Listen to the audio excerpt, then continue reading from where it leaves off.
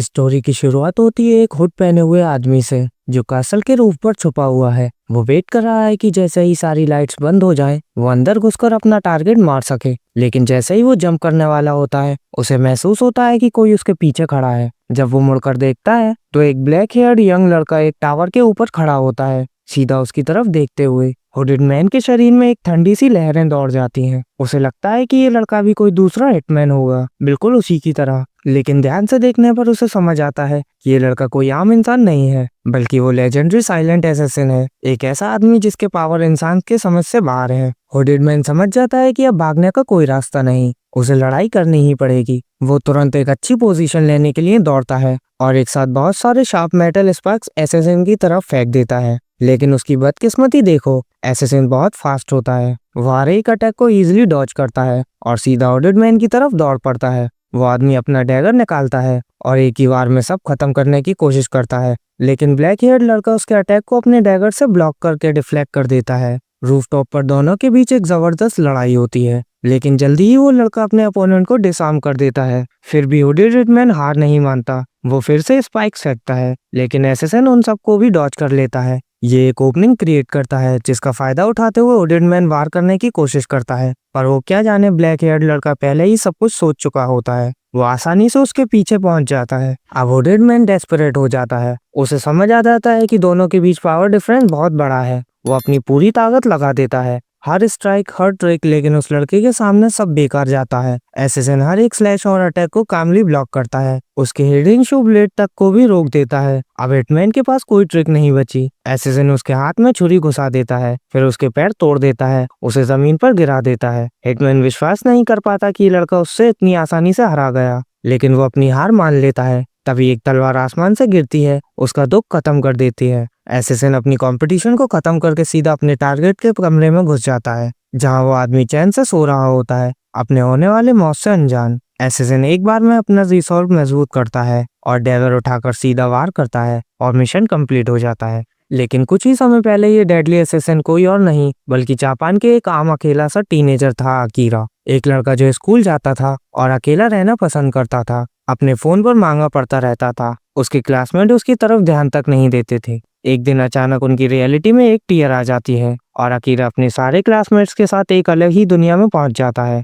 सबके सब शॉक में होते हैं। कोई कहता है ये सपना है, कोई कहता है कि प्रैंक है। तभी एक बूढ़ा सा मेज एक दरवाजा खोलकर आता है और कहता है, रॉयल मैजेस्टी तुम सबसे मिलना चाहती हैं। सब कंफ्यूज होते हैं, कोई समझ नहीं पाता क्या हो रहा है। कुछ लोग हंसते हुए कहते हैं कि ये कोई कॉस्ट्यूम पार्टी होगी, लेकिन थोड़ी देर बाद खुद किंग और प्रिंसेस रूम में आते हैं और सबको वेलकम करते हैं इस नए वर्ल्ड में। किंग बताता है कि उसका किंगडम डीमंस के हमले के खतरे में है और सिर्फ एक हीरो फ्रॉम अनदर वर्ल्ड ही इस डीमन लॉर्ड को हरा सकता है। मेज सबको एक एक करके आगे बुलाता है और कहता है कि अपने हाथ मैजिक क्रिस्टल पर रखो ताकि पता चले कौन हीरो है। पहला लड़का एक्साइटेड होकर क्रिस्टल पर हाथ रखता है और पता चलता है उसका क्लास एनिमल ट्रेनर है। थोड़ा डिसअपॉइंट होता है, पर मेज कहता है कि फिर भी उसके स्टेट्स आम इंसान से काफी ज्यादा है। एक एक करके सबके क्लासेस रिवील होते हैं, कोई मेज, कोई नाइट, कोई हीलर। अकीरा नोटिस करता है कि सबके स्टार्टिंग स्टेट लगभग 180 के आसपास हैं, लेकिन जब उसके स्टेट्स रिवील होते हैं असैसिन के रूप में, तो वो 1800 निकलते हैं,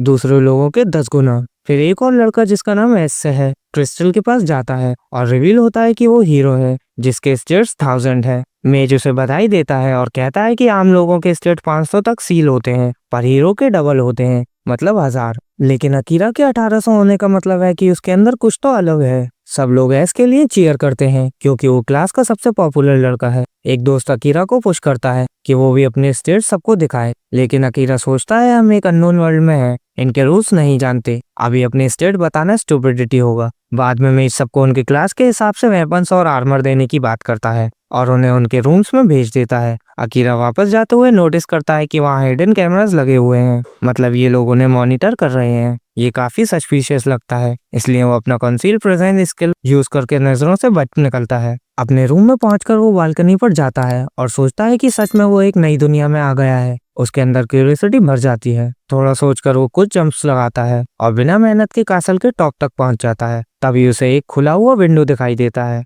जिससे घुसकर वो किंग के वर्क चैम्बर में पहुंच जाता है। वहां वो देखता है कि किंग और प्रिंसेस बात कर रहे हैं। प्रिंसेस कहती है कि दूसरी दुनिया से आए बच्चे अभी तक कुछ नहीं समझ पाए हैं। किंग कहता है ठीक है, उन पर नजर रखो। अकीरा अपना कॉन्सील स्किल यूज करके चुपचाप उनके पास खड़ा होता है, सोचता हुआ मैं चाहूँ तो अभी इस किंग को मार सकता हूँ, लेकिन वो चुप रहता है। अगली सुबह अकीरा अपने क्लासमेट्स के साथ ब्रेकफास्ट टेबल पर बैठा होता है और वो सब लोग जैसे कुछ हुआ ही नहीं मजे से बात कर रहे होते हैं। तभी सोर्टो, जो क्लास का पॉपुलर गुड गाय है, खड़ा होता है और एक क्रिंज भरी स्पीच देता है। हम सब अपनी पुरानी दुनिया से कहीं ज्यादा पावरफुल बन चुके हैं, हमें इस नए वर्ल्ड के लोगों की मदद करनी चाहिए और डीमन लॉर्ड के खिलाफ लड़ना चाहिए, जैसे किंग ने कहा है। और ऑब्वियसली क्लास के सारे लोग उसकी बात से एग्री करते हुए चिल्लाने लगते हैं, बिना सोचे समझे उसके स्टूपिड प्लान के पीछे चल पड़ते हैं। अकीरा अपने कान में एक्सप्रेशन के साथ बस सोचता रहता है, क्या मुझे उन्हें बताना चाहिए जो मैंने कल रात सुना था। ये सब तो समझ रहे हैं कि किंग और प्रिंसेस उनके दोस्त हैं।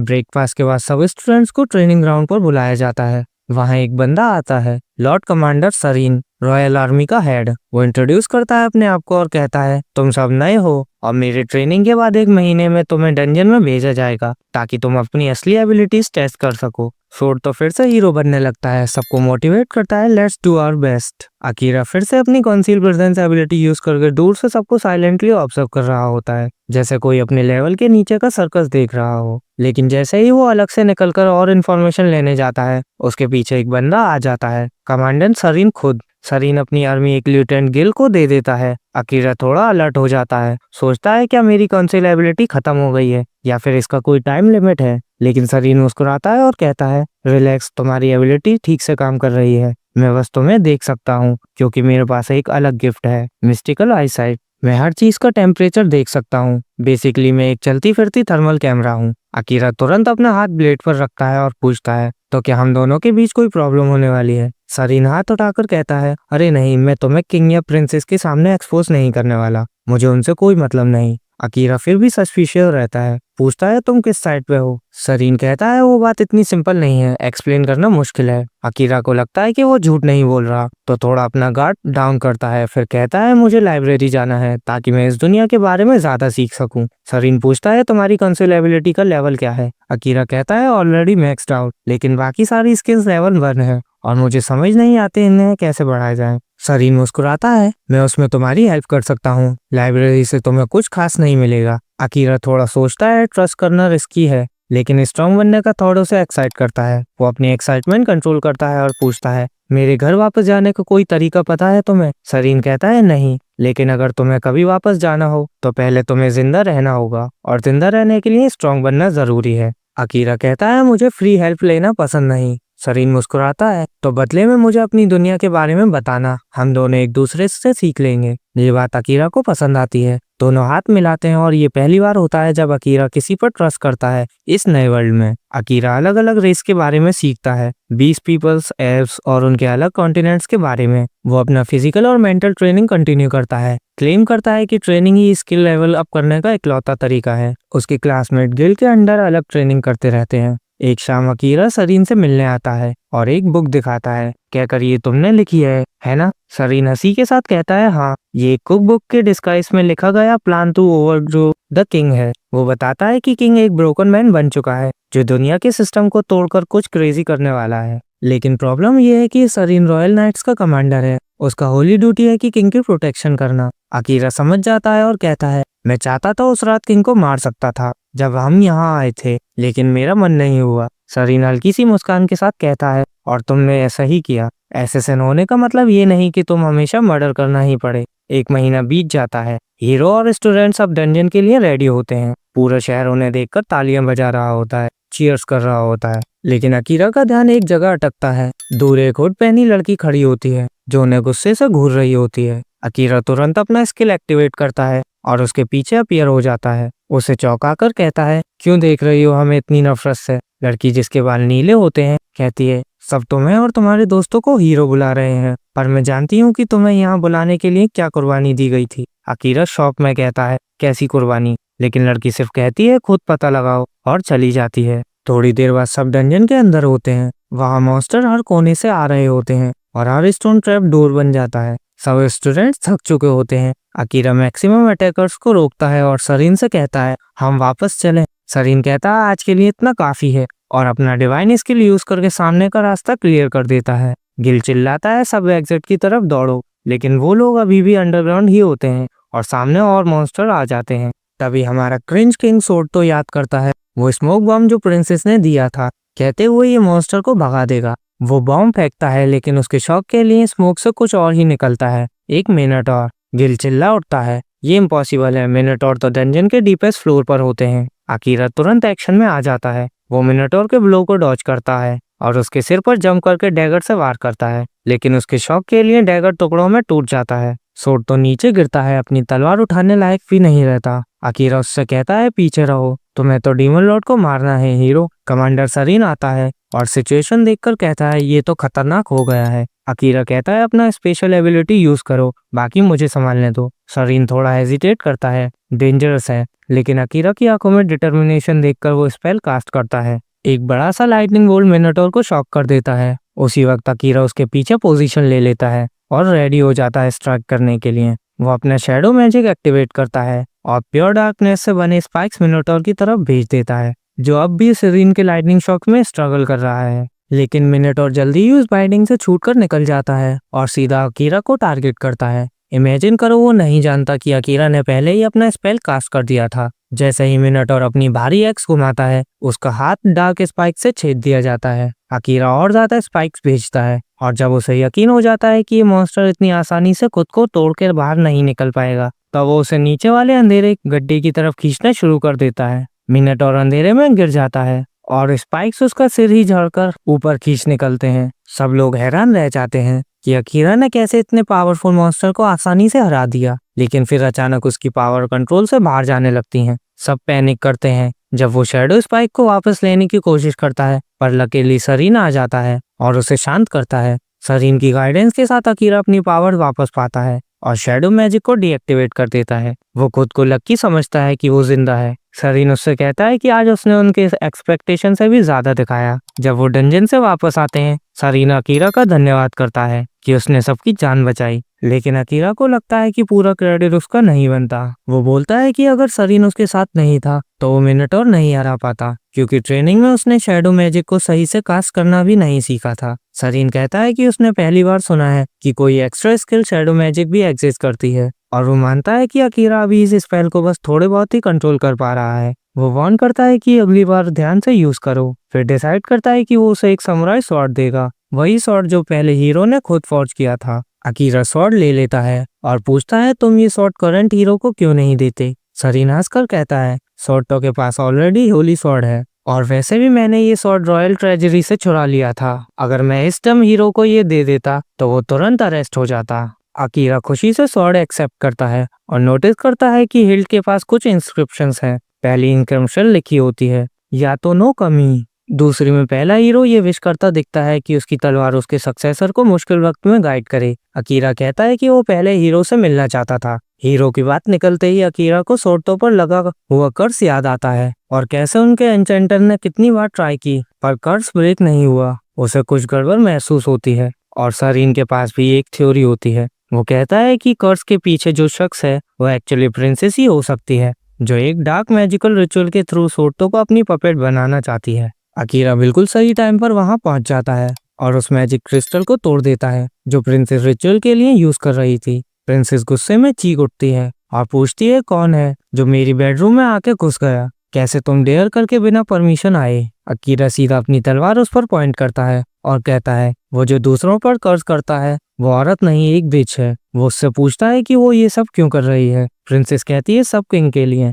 अकीरा पूछता है फिर तुम किंग की आज्ञा क्यों मान रही हो। प्रिंसेस वही जवाब दोहराती है, पर आंखों में वो जिंदगी या रीजन से खाली नजर आती है। अकीरा को भी समझ आ जाता है और वो वहां से निकल जाता है, लेकिन प्रिंसेस के पास और भी मैजिक क्रिस्टल्स हैं जिसे वो बाकी स्टूडेंट को कर्ज करने के लिए इस्तेमाल करने वाली होती है। इस बीच अकीरा वो क्रिस्टल लेकर सरीन के पास जाता है और बताता है कि वो सही था, प्रिंसेस सच में सोर्टो को कर्ज कर रही थी। सरीन कहता है ये कोई नई बात नहीं, प्रिंसेस ने अपने बुरे कामों को रास्ता अब भी नहीं छोड़ा। सरीन पूछता है क्या तू उसे फेस टू फेस मिला। अकीरा कहता है हाँ, मैं उससे बात करना चाहता था लेकिन वो बातचीत में अच्छी नहीं थी। सरीन कोल्डली बोलता है प्रिंसेस अब सिर्फ किंग की पपेट है। फिर वो एडवाइस करता है कि आज रात पैलेस में मत सो। अकीरा क्यूरियस होता है क्यों। सरीन बताता है प्रिंसेस किसी को कर्ज कर सकती है लेकिन तुझे नहीं, क्योंकि तूने अपनी स्टेटस उसे रिवील नहीं की। इसका मतलब वो तुझे मारने की कोशिश करेगी, इसलिए पैलेस से दूर रहना। अकीरा पूछता है क्या तुम मुझे इसलिए डांटोगे कि मैंने अपना चेहरा दिखाया। कमांडर थोड़ा मुस्कुरा के कहता है टीनेजर सिंपल से होते हैं,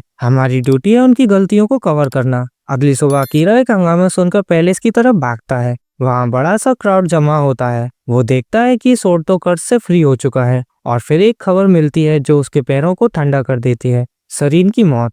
अकीरा शॉक हो जाता है। वो भीड़ के बीच से गुजरता है और देखता है सरीन का लाश जमीन पर पड़ा है, उसके सीने में एक डैगर घुसा हुआ। अकीरा टूट जाता है। अपना इकलौता दोस्त इस दुनिया में गवा बैठा, लेकिन उसके क्लासमेट उस पर उंगली उठाते हैं और कहते हैं ये सब एक्टिंग बंद करो, क्योंकि उन्हें लगता है कि हीरा ही किलर है। वो लोग पॉइंट करते हैं जो डैगर सरीन को मारा उसी डैगर का निशान है और वो डैगर अकीरा का था। अकीरा रिमाइंड करता है सबको कि उसकी डैगर मिनोटॉर से फाइट में टूट गई थी, लेकिन कोई उसकी बात सुनने के लिए तैयार नहीं होता। सब उसे शेडी और अनट्रस्टवर्दी समझने लगते हैं। तब से जब से वो यहाँ से आया है, अकीरा के दिमाग में एक ख्याल आता है, चाहे ये सब प्रिंसेस के कर्ज का नतीजा है। और जैसे ही वो सोचता है सब उसी तरह से उसे ब्लेम करते हैं, जो प्रूव कर देता है कि कुछ तो गलत चल रहा है। सिर्फ सोर्टो ही आगे आता है और कहता है हमें इस मामले की अच्छी तरह इन्वेस्टिगेशन करनी चाहिए। लेकिन किंग डिक्लेयर कर देता है कि अकीरा को एग्जीक्यूट किया जाए, उस पे आरोप लगाकर सरीन का एसेसिन होने का। वो अपने गार्ड्स को ऑर्डर देता है कि अकीरा को पकड़ लो,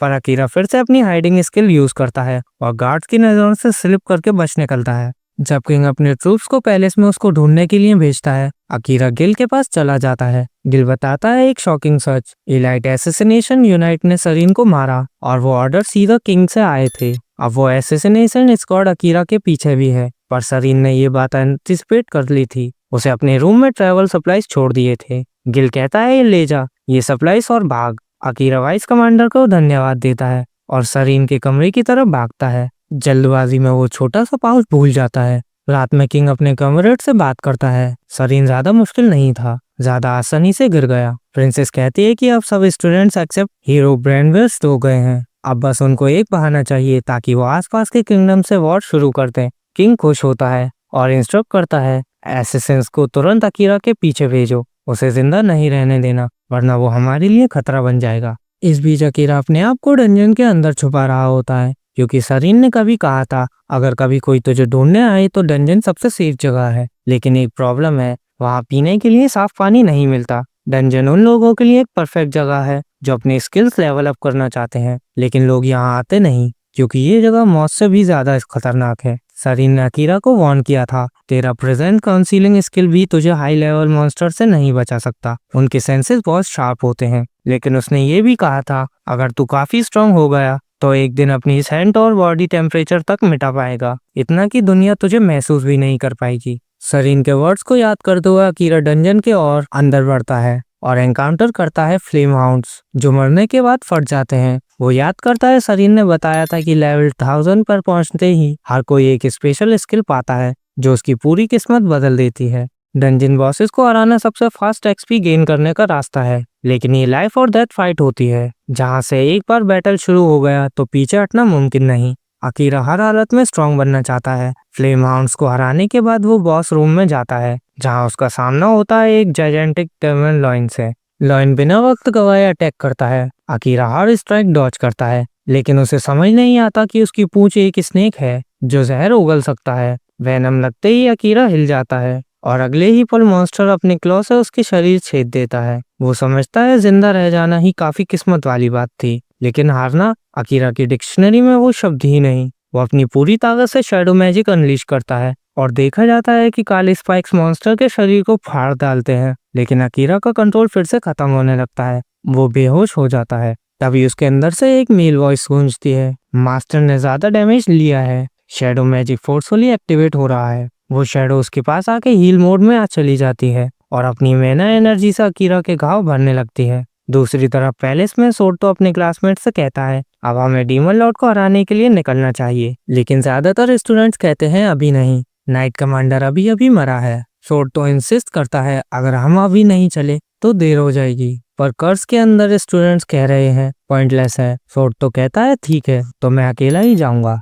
लेकिन कुछ लोग उसके साथ आने को तैयार हो जाते हैं। सोर्टो हैरान होता है, तुम लोग तो कर्स थे, फिर क्यों आ रहे हो? वो कहते हैं हम अपने कर्सेस से मुक्ति पा चुके हैं। एन्चेंटर कहती है मैं कर्स और नॉर्मल लोगों में फर्क महसूस कर सकती हूँ और मुझे यकीन है ये सब अब फ्री हैं। तब एक लंबा स्वॉर्डमैन असाई बोलता है, शायद मेरी वजह से हुआ। मुझे याद है मैंने कुछ अजीब क्रिस्टल काट दिए थे किसी अननोन कमरे में, और एक समुराई स्वॉर्ड भी मिला था, बस याद नहीं कैसे। उस दिन के बाद कुछ स्टूडेंट कर्स से फ्री हो गए थे। पता चलता है कि गिल के स्किल सजेशन ने सब बदल दिया था। उसका स्किल किसी भी कर्स से ज्यादा पावरफुल है एक सिंगल एक्शन करवाने में। वो खुश है कि कम से कम कुछ स्टूडेंट्स बच गए, क्योंकि ये था सरीन का लास्ट ऑर्डर। अब वो बस उनके सफर के लिए गुड लक विश करता है। असाई कहता है हमें जल्दी से अकीरा के साथ मिलना होगा, क्योंकि जब हम सब कर्स थे तब सिर्फ वो ही सच जानता था। उसे याद आता है रियल वर्ल्ड में उसने अकीरा को एक रेलवे क्रॉसिंग पर पार्ट टाइम जॉब करते देखा था। अकीरा ने उसे कहा था किसी को मत बताना, खासकर मेरी छोटी बहन को।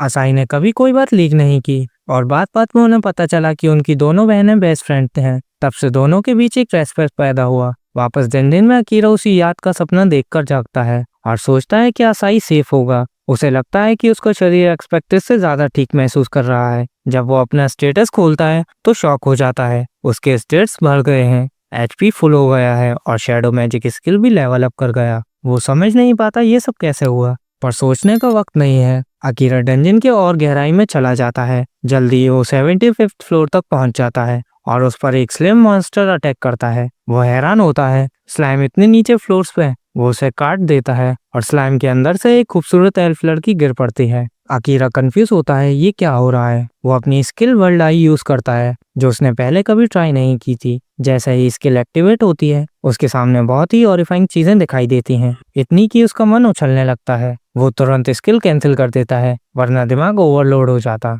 तभी एल्फ लड़की एमिलिया होश में आती है। अकीरा पूछता है तुम ठीक हो? वो कहती है हाँ मैं ठीक हूँ, लेकिन अकीरा उस पर ट्रस्ट नहीं करता क्योंकि उसने पहले ही उसका स्टेटस देख लिया था। एचपी सिर्फ 2% था और उसे ये भी पता चल गया था कि एमिलिया के पास वर्ल्ड आई स्किल है और उसने ये यूज उस पर कर लिया था। एमिलिया उसे नाम से बुलाती है, अकीरा ये जगह क्या है? अकीरा कहता है ये डंजन है, मैं यहाँ अपना लेवल बढ़ा रहा हूँ। फिर थोड़ा सार्कास्टिक टोन में बोलता है दूसरों के स्टेटस पे झांकना अच्छा आदत नहीं है। पर उसकी बात पूरी होने से पहले ही एमिलिया उसकी बाहों में गिर जाती है। अकीरा महसूस करता है कि उसे बुखार है तो वो उसे 69 फ्लोर पर ले जाता है जहाँ पानी मिलता है। एमिलिया घबरा के उठती है, लेकिन अकीरा कहता है पानी पी लो, डिहाइड्रेटेड मत हो। फिर उसे पॉरेज देता है। एमिलिया पूछती है तुम मुझे 75th फ्लोर से उठा के 69 फ्लोर तक क्यों लाए? अकीरा कामली कहता है ये सबसे पास का फ्लोर था जहाँ पानी का सोर्स मिलता है। वो कहता है अब रेस्ट करो। एमिलिया धन्यवाद करती है और रिवील करती है कि वो एक प्रिंसेस है। अकीरा बस शोल्डर उठा के कहता है मुझे फर्क नहीं पड़ता। थोड़े वक्त बाद एमिलिया बिल्कुल ठीक हो जाती है और अकीरा के साथ उसके डंजन जर्नी पर निकल पड़ती है। वो अपनी ग्रेविटी मैजिक से बैटर में हेल्प करती है, लेकिन अकीरा थोड़ा इरिटेट होता है क्योंकि वो उसे डेंजर में नहीं देखना चाहता। एमिलिया कहती है मैं भी इसी रास्ते पर जा रही हूँ और मुझे अपनी ताकत पर भरोसा है। अकीरा के पास कोई ऑप्शन नहीं बचा, वो उसे साथ ले जाता है। जब दोनों 80 फ्लोर पर पहुंच जाते हैं, बॉस रूम में उनका सामना होता है एक टेरिफाइंग ड्रैगन से। ड्रैगन तुरंत अपनी ब्लू फ्लेम्स उन पर उड़ाता है। दोनों मुश्किल से बचते हैं। अकीरा अपनी प्रेजेंस हाइड करता है और एमिलिया अपनी ग्रेविटी मैजिक से ड्रैगन को नीचे दबाती है ताकि अकीरा अटैक कर सके, लेकिन ड्रैगन उसका स्पेल डिटेक्ट कर लेता है और उसे दूर फेंक देता है। एमिलिया चिल्लाती है अकीरा ये ड्रैगन तेरा मैना सेंस कर रहा है, अपना मैना सराउंडिंग मैना के साथ ब्लेंड कर। अकीरा ने अब तक ये टेक्निक सीखी नहीं थी तो वो वही करता है जो हमेशा करता है, सीधा सामने से लड़ता है। वो अपना शैडो मैजिक एक्टिवेट करता है और एक डार्क स्पाइक ड्रैगन की तरफ भेजता है। उसके चेहरे को छेद करके उसे डिसबैलेंस कर देता है। उसी मौके का फायदा उठा के अकीरा अपनी स्वॉर्ड उसकी आंख में घुसा देता है। ड्रैगन चीखता हुआ और नीचे गिरता है। एमिलिया इसके रेकलेस फाइटिंग स्टाइल से हैरान रह जाती है और जैसे ही वो उससे उसकी पावर्स के बारे में पूछने वाली होती है, ड्रैगन का शरीर चमकने लगता है और दोनों चौंक जाते हैं। अब क्या होने वाला है?